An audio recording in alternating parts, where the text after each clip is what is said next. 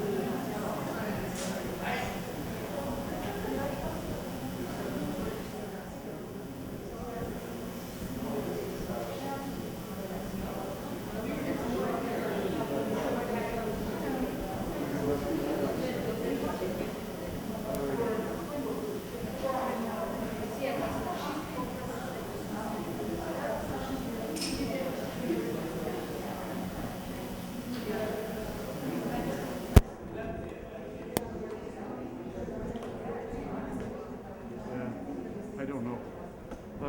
Randy said he'd come early tomorrow, so we'll see. What we can do. So I couldn't afford $100 I was told for this. I'm like, I hate those keys. I'm just able to get it better. Parents don't like this.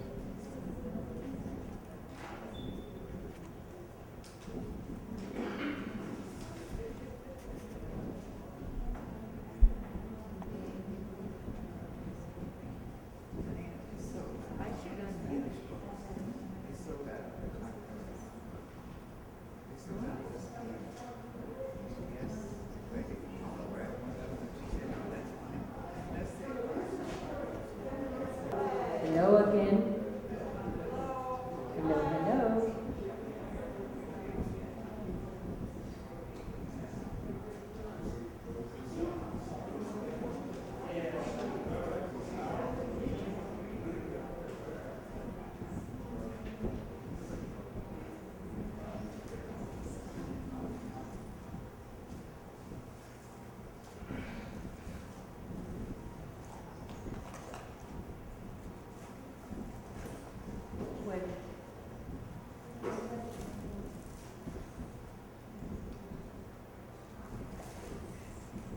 So,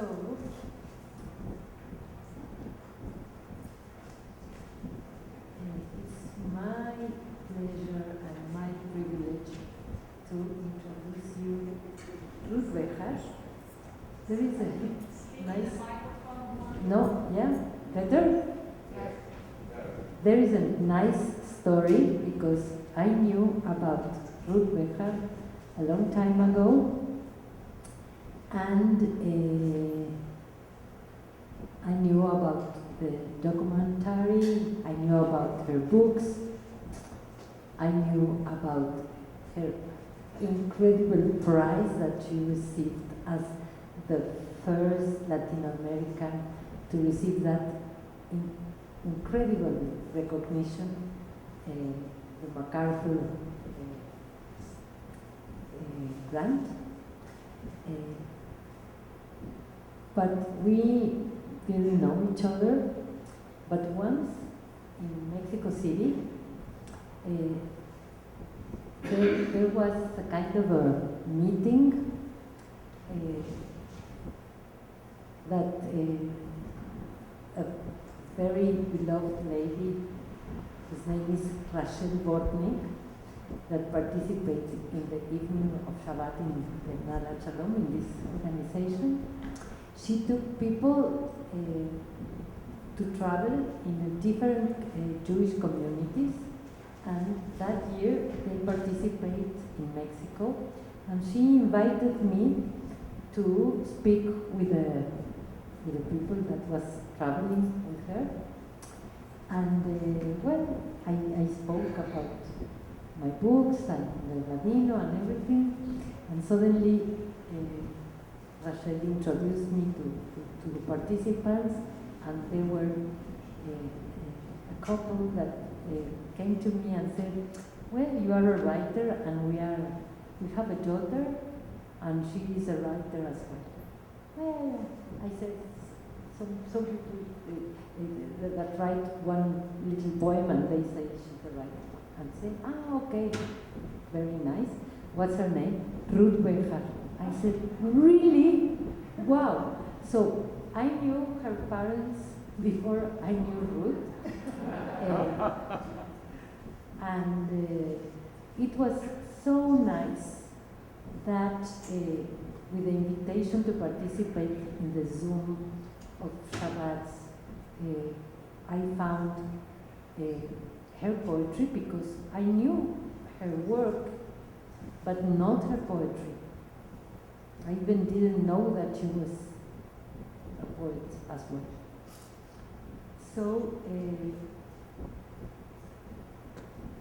that effort of done by Herschel, by the translations of Hector, had like so many gifts for me. One of them is to be together with Ruth. I feel her so close, like if she was my friend for years. She was born, as she said, in La Habana. She grew in New York, as she said. She is a cultural anthropologist and an award-winning writer whose work includes academic studies as well as poetry, memoir, and literary fiction. She has lived in Spain and Mexico. She told me she was 3 years living in San Luis Potosí, in a very rural area, with her husband David. I admire that effort, and after that trabajo de campo, I don't know how you say that, field work, she published a very important book. I admire all the fields that she can touch with her work. Well, she returns very often to Cuba to build bridges and around culture and art. She writes about her journeys in her ethnographies, which include An Island Called Home, Returning to Jewish Cuba, Traveling Heavy, a memoir between journeys, and the 25th anniversary edition of her classic book, The Vulnerable, I don't know how to pronounce that, The Vulnerable Self. Anthropology that breaks your heart. Her bilingual poetry appears in Everything I Kept, Todo lo que guardé. Bejar won the Pura Belpré Author Medal for her debut middle grant novel, Lucky Broken Girl, and her second novel, Letters from Cuba, is a Sidney Taylor notable book and received an International Latino Book Award. Bejar recently published a picture book, The Fortuna's New Home, El Nuevo Hogar de Tía Fortuna, a Cuban Sephardic story about intergenerational memory. Her passion for Sephardic stories has been expressed in many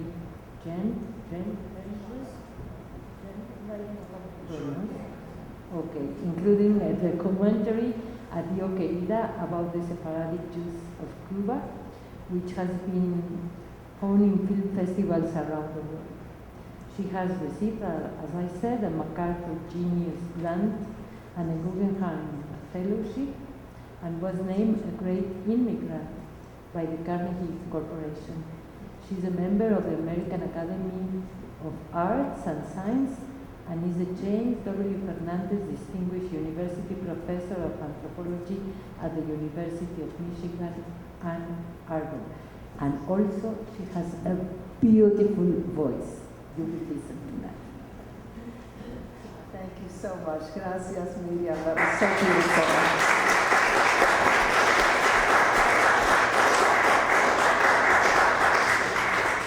I really appreciated the personal part at the beginning, and it is so amazing that you met my parents, my mommy, papi, you met them before you met me. Almost a genealogical story, so that's really, really amazing. And everything you said was so beautiful. Thank you so much. I really appreciate it, and I'm so honored to be here with you, sharing the stage and learning so much from you. So thank you so much. Thank you. So I'm going to start by reading the 3 poems that Hector and Herschel chose to read for the Shabbats, for the Poetry Shabbats. And as I said last night, not all of you were there last night, so hopefully it's not too much of a repetition. These are 3 poems that appeared in an anthology many years ago, 1997, called Sephardic American Voices, 200 Years of a Literary Legacy. So it's from the 90s, and I had completely forgotten that I had written these poems. And then suddenly I heard from Hector and Herschel, and that you were translating them into Spanish. And that meant so much to me. I feel that you unearthed poems that I had forgotten about and that I needed to remember, and I needed to come back to that poet self who was writing about the Sephardic experience. So I'm going to read those 3. I will read them in English and Spanish, and thanks very much to Miriam and Rachel Bornick. We also now have Ladino translations of these 3 poems, plus one more poem that we're going to read called Prayer, or Rezo in Español, or Oración in Ladino. So Miriam is going to read the Ladino versions of the poems. So I'm going to start with the poem Hotel Majestic. And so I have 2 poems for my grandparents, my paternal grandparents, my grandfather and my grandmother, and then a poem about me and my relationship with my father. So I'm going to start with the one for my grandfather, Hotel Majestic, for Abuelo, in memory. There were several years when going to Ocean Drive meant saying to myself, "Stop at that corner. Your grandfather is there, sitting in a chair, staring at the sea, no longer knowing which sea he stares at. He must have been awfully mean before I was born, because more than once I drove past, chose the beach over him. My father called him Isaac, never Papa, the smell of sour cigars and spite in his voice. I saw a jovial man, finely chiseled nose, laugh like a house on fire, spooked wild eyes, shoulders locked in a shrug, wondering how to atone." Okay. En español, Hotel Majestic. Para mi abuelo, en su memoria. Hubo varios años cuando ir a Ocean Drive significaba decirme a mí misma, detente en esa esquina, tu abuelo está ahí, sentado en una silla, con la mirada fija en el mar, ya sin saber qué mar está mirando. Él debió haber sido terriblemente cruel antes de que yo naciera, porque más de una vez me seguí de largo. Preferí la playa en lugar de ir con él. Mi padre lo llamaba Isaac, nunca papá. El olor de los puros rancios y el resentimiento en su voz. Yo veía un hombre jovial, nariz finamente cincelada, risa como una casa ardiendo, salvajes ojos de espanto, hombros encogidos, preguntándose cómo expiar sus culpas. Hotel Majestic, para mi nono, en su memoria. Hubo unos años cuando ir a Ocean Drive Significaba decirme, de mí para mí, quédate en aquella crochet, tu nono está ahí, asentado en una silla, mirando a la mar, sin saber más a cuál la mar mira. Debe ser que él era muy cruel antes que naciera yo, porque más de una vez pasé por enfrente, preferí la playa al lugar de él. Mi padre lo llamaba Isaac, nunca papá. El huesmo del puro agregado y amargura en su voz. Yo veía un hombre quiebrí, nariz fina, esculpada, risa como una casa en fuego, hoyos salvajes de espanto, hombros levantados, demandándose cómo expiar. Gracias, Miriam. Pues este poema es interesante. Mi tía Fanny, que es la hermana de mi papá, me contó que mi abuela, mis abuelos vivían siempre en Nueva York, en Brooklyn, en Canarsie, porque ahí vivía mi tía con su familia, entonces tenía una relación muy cercana con mi tía, que era la más pequeña de los 4 hijos. I'm sorry, I'm speaking in Spanish.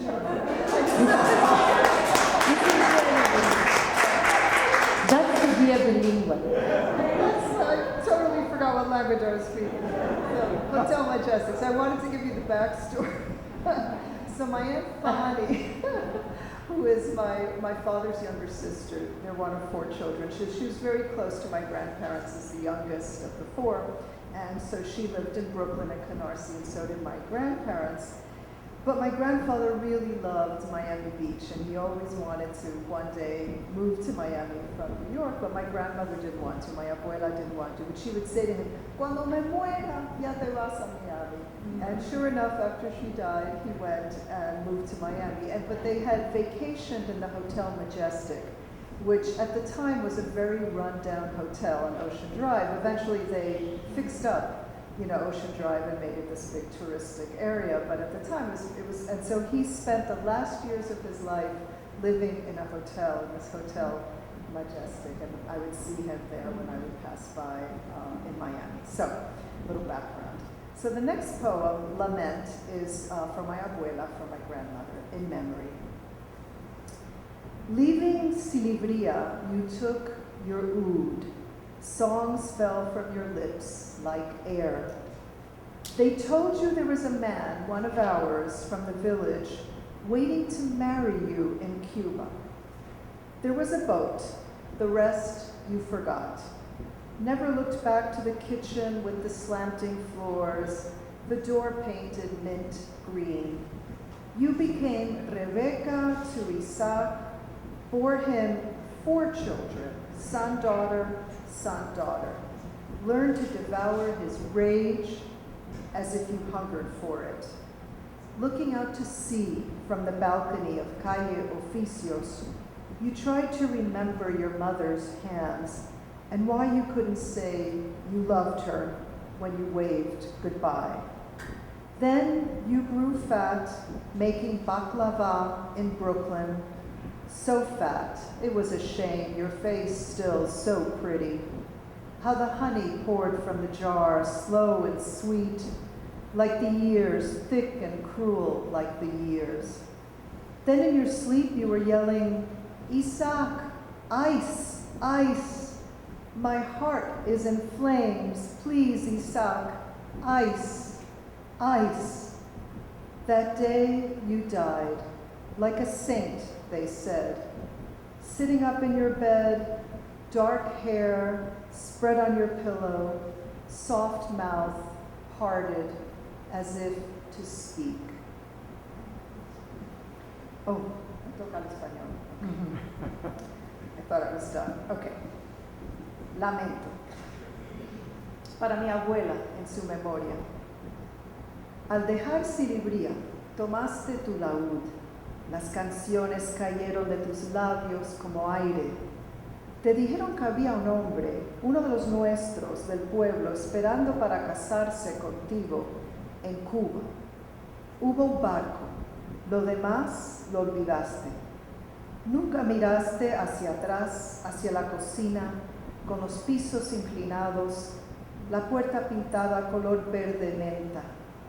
Te convertiste en Rebeca para Isaac, Le diste 4 descendientes, hijo, hija.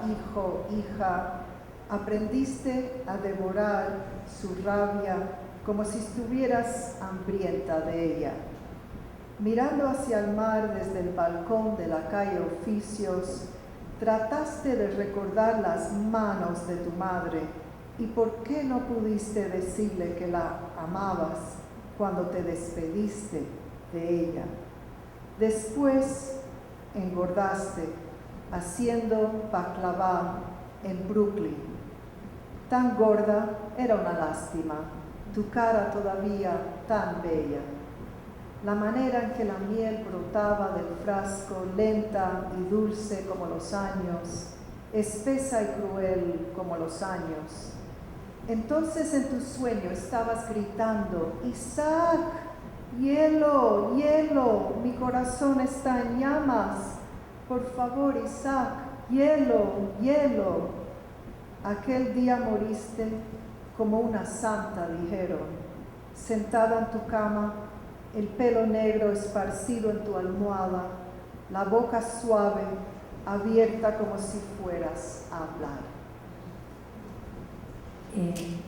Please let me tell you that I just came from France. I participate in a congress of language, Judaism, translation, and I took this poem of Ruth and I work with this poem. It was projected in the 3 languages and well, for me it was delicious to work with her poetry. Lamentación, para mi nona en su memoria. Al salir de Silviria, tomates el canticas caeron de tus labios como aire. Te dijeron que había un hombre, uno de los muestros del casal, esperándote para casarse contigo en Cuba. Había un vapor, el cuzur te lo olvidates. Nunca mirates atrás a la cocina, de tabán de lado, la puerta de color verde de menta. Te hicites la Rebeca de Isaac, le parites 4 criaturas, Illo, Illa. Te empezates a devorar su rabia como si tuvieras hambre de ella. Mirando a la mar del balcón de la calle Oficios, procuraste de acordarte de las manos de tu madre y de que no pudiste decirle que la querías bien cuando te departiste de ella. Después te engodraste de estar haciendo baklava en Brooklyn. Tan godra fue pecado, tu cara inda tan hermosa, la manera que la miel caía del jarro abagarico y dulce como los años, espesa y cruel como los años. Entonces, en tu sueño, estabas gritando, Isaac, bus, mi corazón está en flamas, te rogo, Isaac, bus. Aquel día te morites, como una santa, dijeron, asentada en tu cama, cabellos pretos esparcidos en tu cabezal, tu boca blanda, abierta, como si querías hablar. Gracias, Miriam. That was beautiful.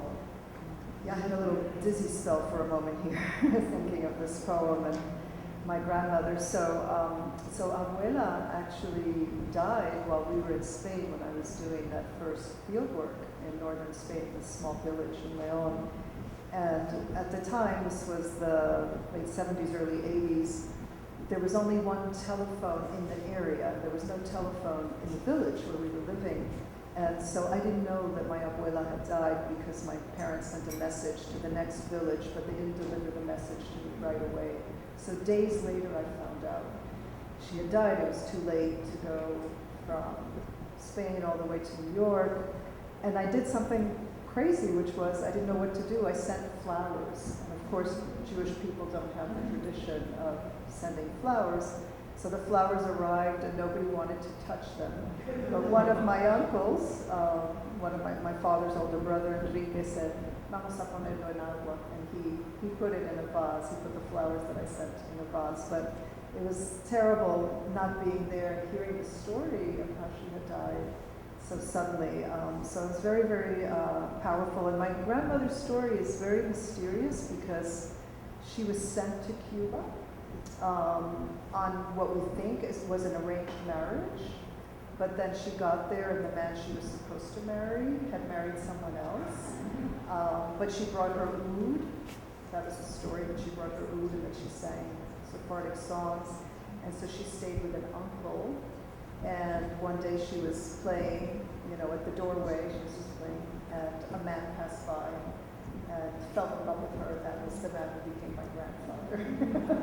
so the oud, this whole story brings back a lot of memories, but so her story of immigrating to Cuba was much more mysterious than the story of my other grandmother who immigrated from Poland to Cuba. So we didn't know much about her story, and she came by herself. None of her family except for this uncle was in Cuba. So we don't know if something happened in Turkey, that she was sent or punished. And so I create a story about it in the new novel that I'm writing because I had to understand what happened to this grandmother. But she, interestingly, her sisters stayed in Turkey, and then eventually in the 50s, they moved to Israel. And all those women and the children, they speak Ladino. So with them, when we've been to Israel, I will speak Spanish and they will speak Ladino. So they preserved the Ladino because they went straight from Turkey to Israel. They didn't go to Cuba. And so that's the Spanish that they speak. So little background. Okay, so I'm going to read the poem Nameless Daughter. And this one is for my father, for Papi.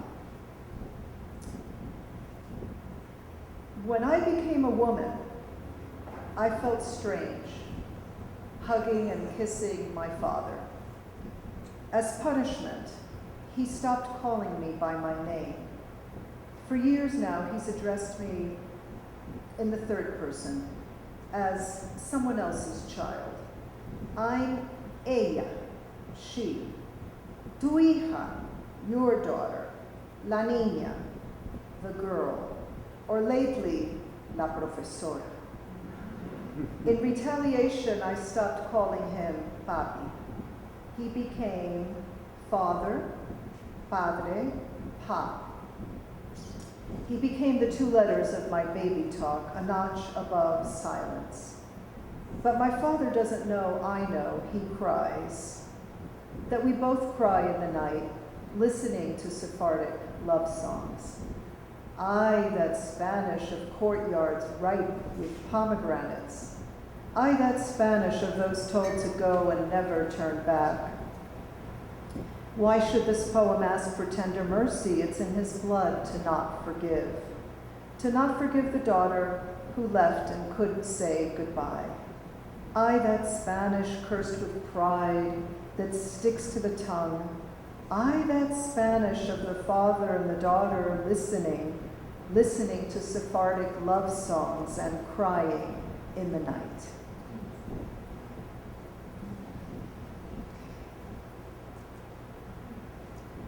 Hija sin nombre, para papi. Cuando me convertí en mujer, me sentía extraña cuando abrazaba y besaba a mi padre. Como castigo, él dejó de llamarme por mi nombre.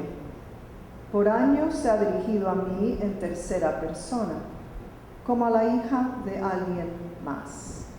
Soy she, ella, your daughter, tu hija, the girl, la niña, o últimamente la profesora. En represalia dejé de llamarlo papi. Se convirtió en padre, father, pa. Se convirtió en las dos letras de mi habla de bebé, apenas un poco mejor que el silencio. Pero mi padre no sabe que yo sé que llora, que los dos lloramos en la noche, escuchando canciones sefarditas de amor.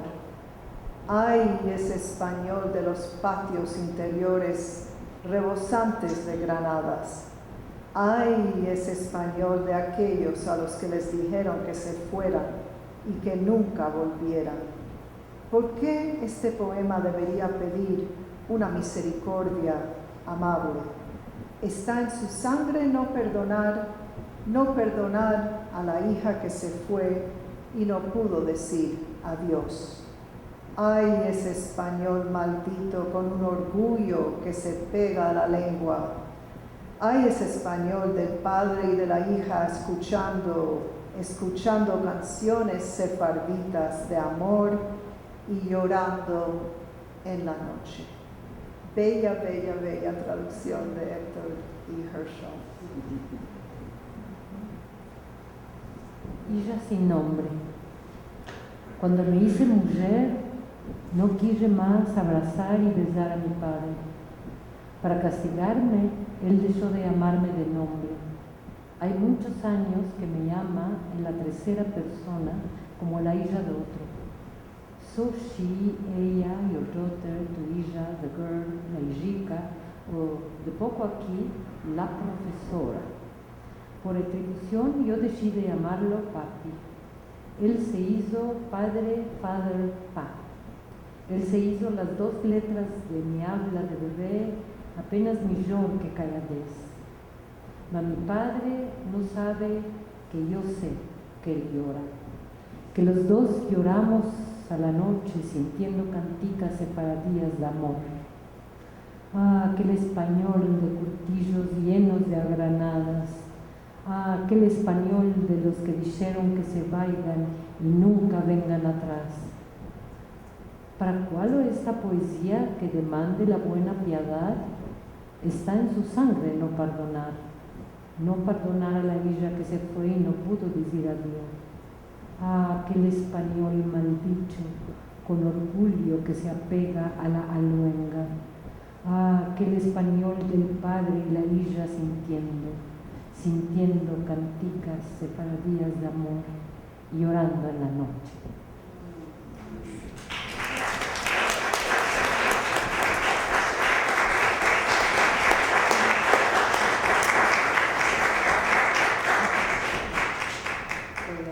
Y bueno, we have this in common. So when I want to talk to Miriam, I want to talk to her in Spanish. That we have this in common, that you had a complex relationship with your abuela, with your grandmother, but you've learned so much Ladino and Sephardic culture from her.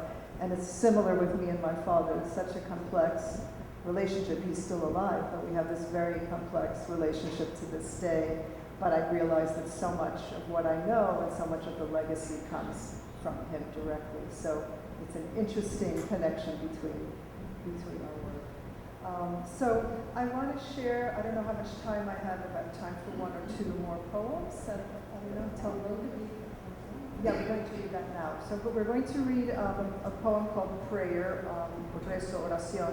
But just before I read it, I just want to tell you where it comes from. So I have a book called Everything I Kept, Todo lo que guardé, but I wanted to show you the original edition because these poems that are in this book, this is in English and Spanish, Everything I Kept, Todo lo que guardé, published here in the United States. But before I was able to publish this book, a group of my poems were published in Cuba in this handmade book, and I brought it because I know you also like handmade books, and so this is a group of people, at the time, this was a collective group in Matanzas, in the city of Matanzas, which is about an hour and a half from Havana.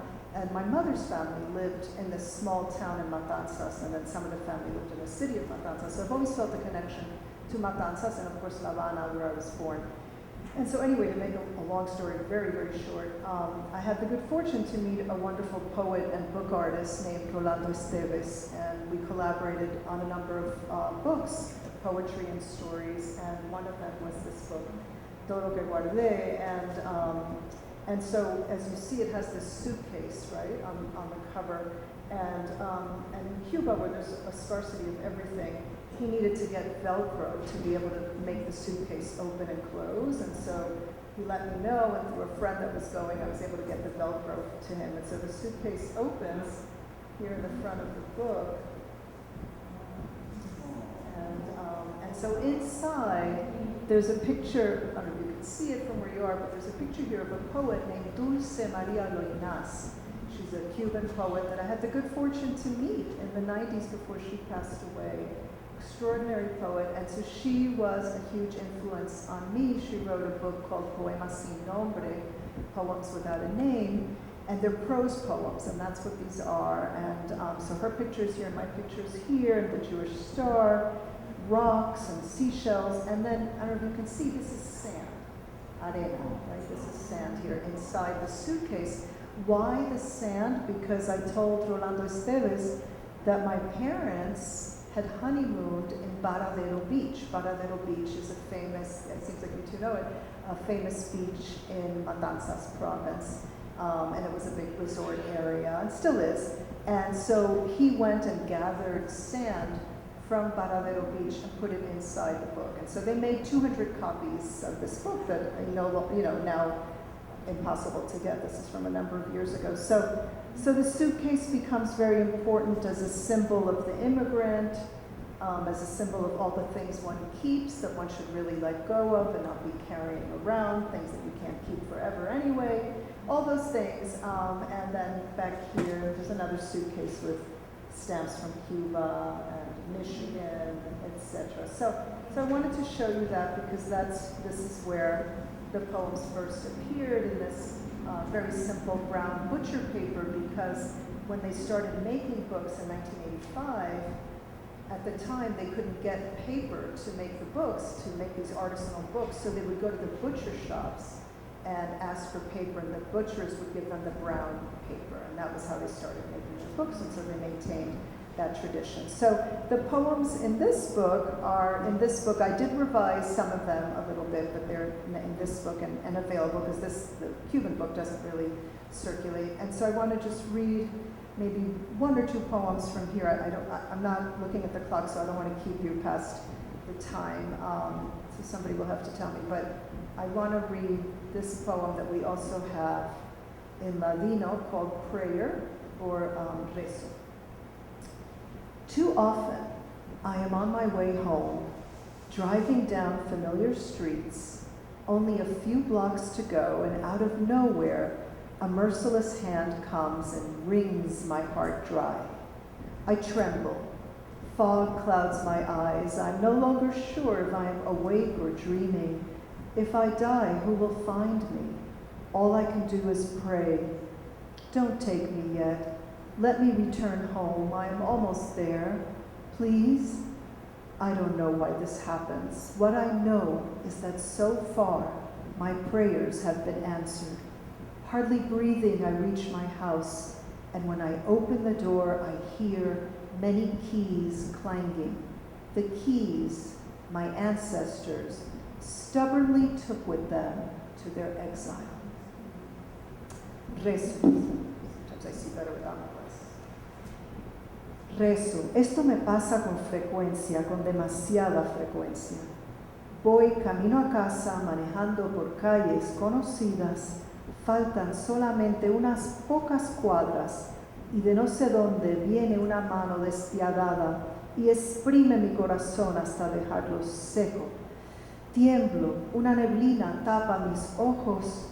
No puedo saber ya si estoy despierta o soñando. Si me muero, ¿quién me encontrará? Lo único que puedo hacer es rezar. No vengas por mí aún. Déjame volver a casa. Ya casi llego. Por favor. No sé por qué me pasa esto. Solo sé que por ahora mis rezos han sido escuchados. Dejando casi de respirar, llego a mi casa. Al abrir la puerta, oigo el ruido de tantas llaves, las llaves que mis antepasados neciamente llevaron con ellos a su exilio. Oración.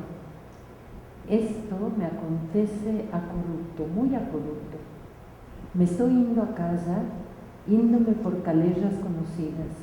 Me manca solamente unos cuantos metros y en súbito, no sé dónde viene una mano sin piedad, aferra mi corazón y lo exprime hasta dejarlo seco.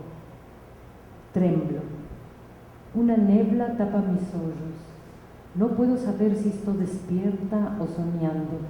Si me muero, ¿qué me va a topar? Lo solo que puedo hacer es oracionar. Déjame a voltar a casa, ya estoy casi llegando, te rogo. No sé por qué me acontece esto, solo sé que por ahora mi oración fue aceptada. Quasi sin su look arribo a mi casa. Cuando abro la puerta, oigo el ruido de muchas llaves, las llaves que mis antepasados por Rinat las llevaron en su exilio. Gracias, Miriam. Bella, bella, bella lectura. Y le quiero dar las gracias tanto a Miriam como a Rachel Bornik por las traducciones al ladino. Entonces, si tengo tiempo de leer uno o dos poemas más, o ya se acabó el tiempo. Héctor, do we have time for me to read one or two more poems? Or one more? A short one or a long one? A short one. Maybe this one. Otra. Well, how about if I'll read one just in English, and then the other one I'll read a short one in English and Spanish, so we can end up. So this one I have not really read aloud, but responding to 1492, I thought this one would be worth reading. It's called Dream of Sefarad. Okay. Depart and never return, they told us. Forget about Spain, they told us. Do not dare to live in any of our cities, towns, and villages, they told us. Under penalty of death, they told us. Banished, you are banished from all our kingdoms, they told us. We have made quince jam from the fruit of the trees. We have drunk the wine from the sweet grapes. We have bathed in these rivers. We have welcomed with our faith the new moon. We have loved, brought up our children, buried our dead in this red earth. We have written poems in Hebrew, Arabic, Castilian. We have built modest synagogues, nothing comparable to your cathedrals. We have recited prayers for peace with our souls as open as the sea. We have wished for a mazal bueno to those who surrender to your cross. We have been here for more than 1,000 years, generation upon generation. We have put down roots so deep, how can we leave this soil? Cities with such beautiful names, Toledo, Barcelona, Segovia, Zamora, Córdoba. Pretend you won't remember us, pretend you won't miss us, pretend you won't see us lurking in the shadows. Sefarad is our home, Spain is our Sefarad. Who are you to take Sefarad and Spain from us? Weep for my people who are shutting the doors and clasping the keys. Weep for my people who are filling the boats at the port of Cadiz. Weep for my people who are sweating in the damp heat of summer. Weep for my people who are carrying the Torah on their shoulders. Weep for my people who are glancing back, seeing only a Moor wave goodbye. Weep for my people who are bemoaning their lives, wishing only to die. Weep for my people who are going forth into another exile. Weep for my people who are furious for having loved Sefarad so much. Weep for my people who are wondering if Sefarad was only a dream. Many autumns have passed. Look, already my people are drying their tears. Already my people are bowing to another shore. Already a cry rises from my people. I won't weep anymore. I won't weep anymore. Ijika, hear the song inside our hearts. It's sweet and sad and beautiful and broken. It's all that we kept, the nostalgia for the sad breeze of Spain.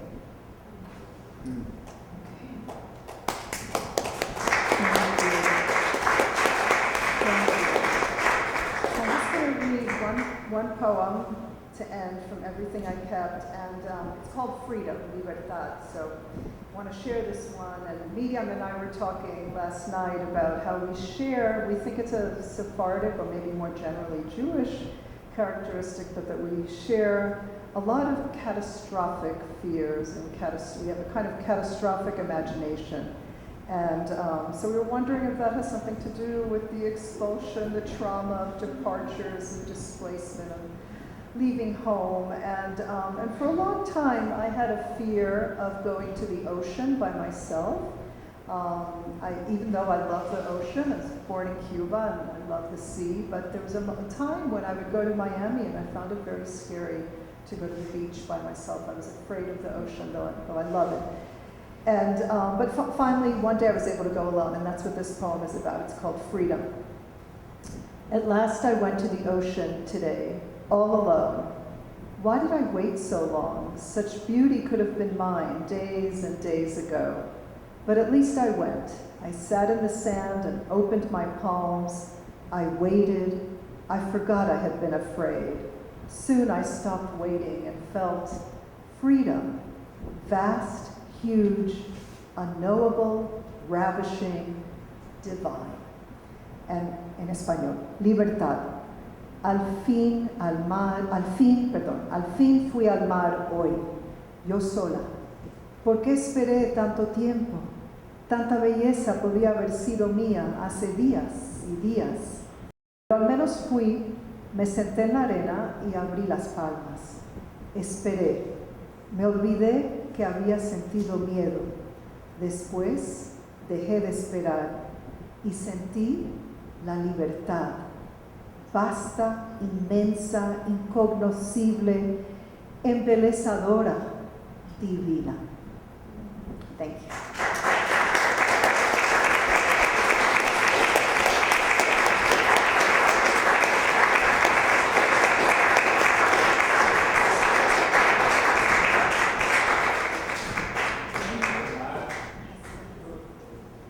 Poetry. Now we have time for some questions. If you have questions, this is the time. Yes. What language do you write primarily? Yeah, so I mostly write in English, but sometimes I'll start in Spanish and then move to English and then back to Spanish. Sometimes I move between the two languages. I'll start writing in English and then I'll go, how do I say this in Spanish? And that's because I am bilingual and I was a translator from the time I was a little girl because, you know, children learn the language before parents do. So I would translate for my parents. So I was always thinking, I'm hearing this in English, how would I say this to my parents in Spanish? So my mind always works that way, but I was really educated more in English than in Spanish. I studied Spanish, you know, throughout my schooling, but my major academic training was always in English. So the Spanish was more what I heard at home. And one of the wonderful things about being able to go to Cuba and connect with my counterparts there, with other Cuban writers and artists living on the island, is that they really insisted. They said, but we want to read you in Spanish, so you're going to have to figure out how to write these poems in Spanish. And so I did, and sometimes, my grammar was off or something was off, and then they would help me, and then I learned how to write in Spanish. So particularly poetry, I go back and forth. In prose, I really write more in English than in Spanish. Yes. Your handmade book poem just inspired a very quick poem that's in my follow lines. And it goes, sometimes when you wander into a butcher shop, the poem gets sacrificed for a leg of lamb. That's excellent. I couldn't resist it, I'm sorry. No, that's wonderful. You're a versifier. There are people like that in Cuba that invent verses on the spot. The whole notion is so beautiful. I know. I always was so amazed by that. That's how they were able to produce their books. And then afterwards, then the butchers eventually ran out of paper too, because you run out of everything in Cuba. So then they had to figure out how to get the paper, how to get rolls of what's called craft paper. Well, they couldn't go to the Margaret Seville for the bids to keep it open. Yeah. But in general, they've had to be very, very creative and continually find materials, everyday materials that they can recycle and use to create the books. So that's one of the things that's so amazing about them. Thank you for that. Thank you. Yes. Stephen. Your grandmother who was brought to Cuba for the arranged marriage, did she come from Turkey also? Yeah. So she and my grandfather were both from Turkey. They were from the same town as the town near Istanbul. I was able to go there once and see it, and actually see where my grandmother lived. And so they were from the same town, but they didn't know each other, curiously, and so they met in Cuba. I guess it was a large enough town that you didn't necessarily know everybody there. So they were from that same town. Silivri, it's pronounced Silivri or Silivria. And now Istanbul has grown so much that it's practically a suburb of Istanbul. Another question?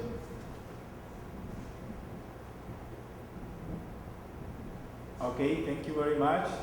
With this, we finish our activities today, and we're going to continue with the book signing. So books are available if you are interested, or authors are going to be there. And thank you very much for media, for group.